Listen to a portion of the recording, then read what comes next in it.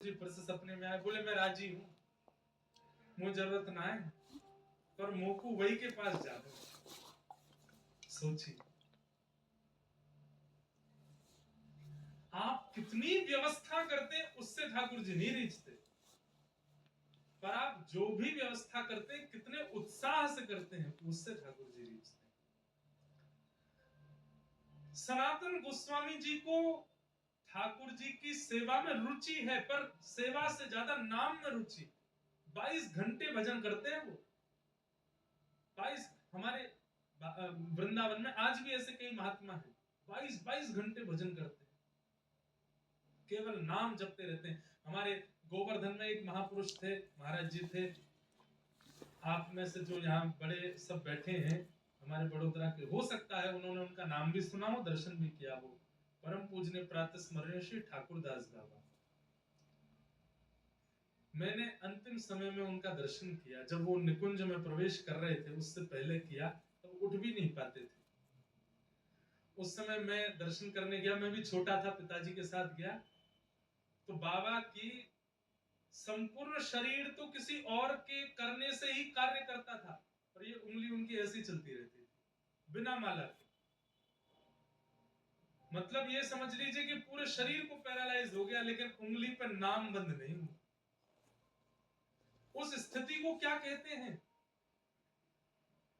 एक होता है कि आपने नाम को पकड़ा है, और एक होता है नाम ने आपको पकड़ा। तो महाराज जी जो थे, उन्होंने नाम ने उनको पकड़ लिया। वे ठाकुर जी का नाम नहीं लेते थे, ठाकुर जी उनका नाम लेते थे।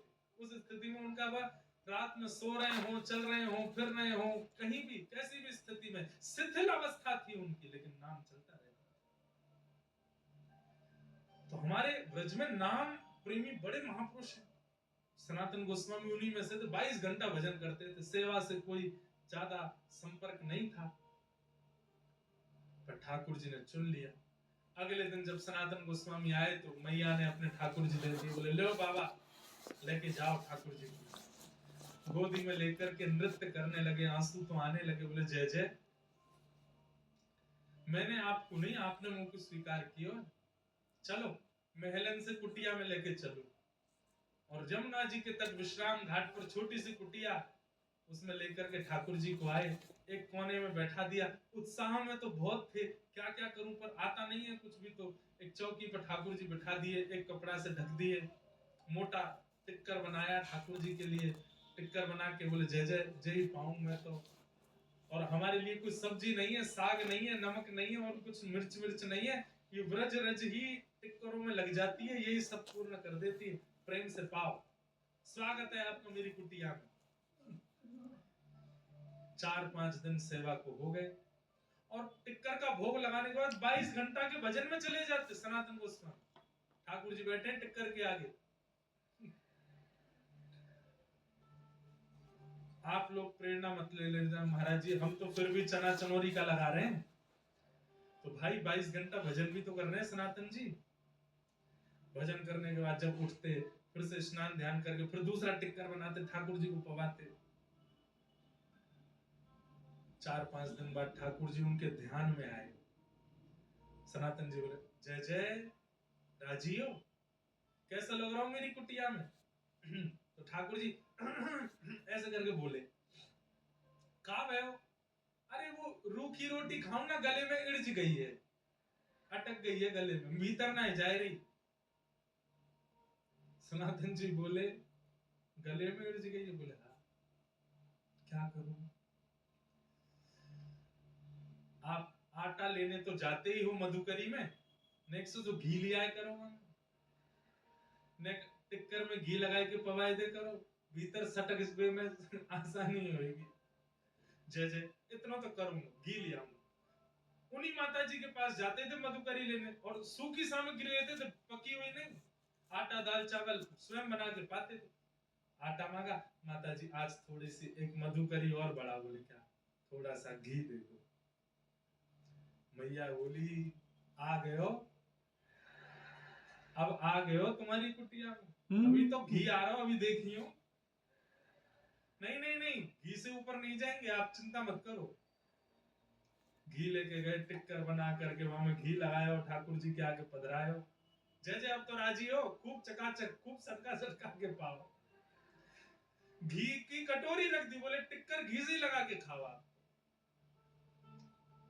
6-7 दिन तक ठाकुर जी राजी राजी पाते रहे, फिर ध्यान में आए। सनातन जी बोले जय जय अब तो सुखी हो। नहीं नहीं बताओ आप। बोले जीभ खारी है गई है। बोले क्यों? अरे नेक्स्ट सो नमक डाल दे करो हमें आटे में, थोड़ा तो स्वाद बने। तुम कोरे आटे में यमुना जल मिलाए के पवाए दो, घी लगाए दो, नेक आटो बस एक चुटकी आटो डाल में नमक डाल दे करो। एक चुटकी नमक कौन सी बड़ी बात, ठीक है ये भी ले आएंगे। अगले दिन गए मैया से, बोले मैया मधुकरी में आटा भी मिलता है, घी भी, थोड़ा नमक और दो। हाँ नमक अभी तो रुको, रसायनों का प्रवेश होगा। नमक लेकर के गए। 7-8 दिन 10 दिन ठाकुर जी ने फिर कोई सेवा नहीं मांगी। 10 दिन बाद फिर आ गए, जैसे अब कहा हो। बोले आप जाते हो, आटा लाते हो, घी लाते हो, नमक लाते हो, एक आलू और ले आया करो और उस आलू को भून दिया करो। भून करके छिलका उतार के मीड़ करके और उसमें नमक डाल दो तो एक आलू की चटनी हो जाएगी, साथ में खाने में थोड़ा सुख मिलेगा। सनातन गोस्वामी जी ने ठाकुर जी उठाए, लेके मैया के पास गए, बोले धरो या को भीतर। वो तो 56 भोग मंगा रहे मेरी कुटिया में। जैसे ही मैया को देने लगे, मूर्तिमंत ठाकुर जी चैतन्य हो गए, प्रकट हो गए। सनातन जी के हृदय लग गए, बोले रहूंगा तो आपके संग ही, कहीं नहीं जाऊंगा, रहूंगा आपके पास। तो कईयों की रुचि सेवा में होती है, कईयों की रुचि कथा में सत्संग में होती है, कईयों की रुचि नाम में होती है। तो जिनकी रुचि नाम में है, जिनकी रुचि कथा में है, उनको ठाकुर जी आनंद स्वरूप प्रदान करते हैं, सच्चिदानंद रूप। कर्मनिष्ठ लोगों के लिए ठाकुर जी सत्य रूप में विराजमान है, सेवा भावी लोगों के लिए ठाकुर जी चैतन्य रूप में विराजमान है, और कथा श्रवण करने वाले वैष्णव और नाम जाप करने वाले वैष्णवों के लिए ठाकुर जी आनंद के रूप में। वो हर परिस्थिति को आनंद से स्वीकार करें, वही उनके लिए ठाकुर जी। इस समय जो आपके मुखमंडल पर प्रसन्नता है, आप लोग विचार कीजिए, कोई आदमी 15 मिनट भी ऐसे रहे तो यहाँ दर्द होता है। आप लोग 3:30 बजे से ऐसे बैठे, सबके मुख खिले हुए, कईयों के मुख भी खिले हैं, नेत्रों से अश्रु भी निकल रहा है। ये सुख नहीं है, ये प्रसन्नता नहीं है, यही आनंद है, और ये आनंद ही श्री कृष्ण। इस प्रसन्नता में आप ये कह सकते हो कि कृष्ण मुझे छू रहे हैं। इतनी बढ़िया स्माइल तो आपकी फोटो उसके सामने भी नहीं आ सकती। जो प्रसन्नता अभी आपकी कथा में है, ये प्रसन्नता अलौकिक है, अद्भुत है, और यही श्री कृष्ण है, सच्चिदानंद रूप। विश्वोत्पत्त्यादि हेतवे, विश्व की उत्पत्ति आदि करना जिनका हेतु है। भगवान के कर्म क्या है, गुण क्या है? कर्म है विश्व की उत्पत्ति करना, पालन करना, संहार कर देना, और गुण क्या है? तापत्रय विनाशाय। उनको भजने वाले, उनको जपने वालों के वो 3 प्रकार के तापों का नाश करते हैं, आदि दैविक, आदि भौतिक, आध्यात्मिक। श्री कृष्णा